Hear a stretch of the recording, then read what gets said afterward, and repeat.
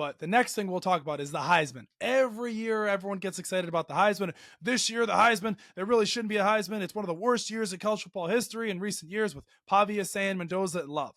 Well, you could take this 4 different ways. Julian Love makes a case because he's had an exceptional year as a running back. Did he have the year that Ashton Jeanty had last year? No. So you can't give him the Heisman because Jeanty didn't get it, right? Okay, then you go Sayin. Well, they didn't really play anybody, but the roster is completely stacked. Yeah, he had a great year. Okay, they finished 11-1. They lost the conference championship to Indiana. And you go to Pavia. Well, you could say Pavia makes a strong case because he had a great year, and you could say Vanderbilt's only relevant because of Pavia. Take away Pavia from Vanderbilt, they're not the same team. They played in a very much tougher conference than the Big Ten, per se, right? Then you go to Mendoza. Well, take away Fernando Mendoza from Indiana.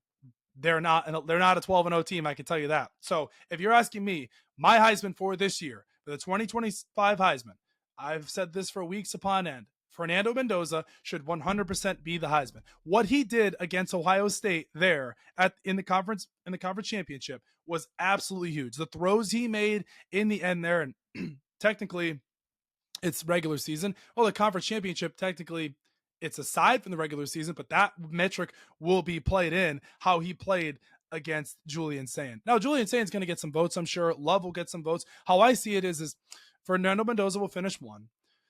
Julian Love will finish 2.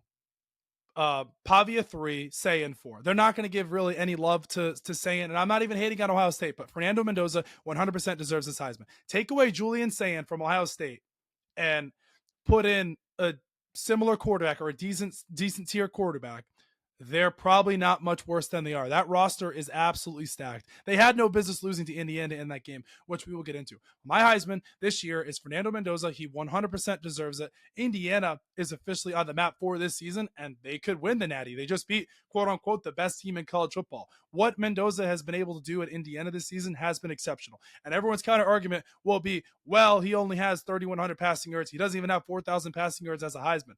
But I don't really think that even matters. What he's been able to do for that Indiana team this year has been absolutely exceptional.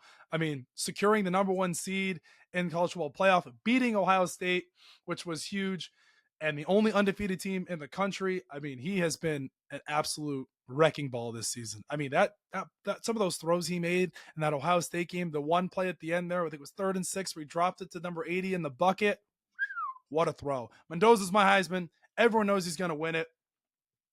He 100% deserves it. The last thing I'll say is, if Jeanty didn't win the Heisman last year, then there's no way, why did I say Julian Love? Jeremiyah Love won't win the Heisman. There you go. All 4 guys make their case.